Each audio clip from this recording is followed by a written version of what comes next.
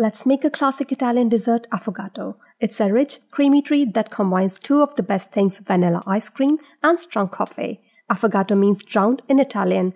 It's called that because you pour hot espresso or coffee over the cold ice cream or gelato, which makes it look like it's being drowned in the coffee. To make 1 serving of affogato, scoop 2 generous servings of vanilla ice cream or gelato into a glass. For extra creaminess, go for full-fat ice cream.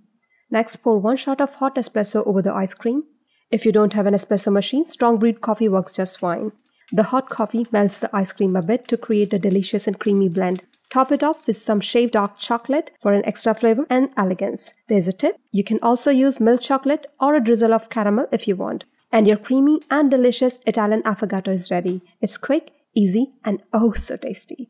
Thanks for watching. Please like and subscribe for more easy recipes and tasty treats. See you next time.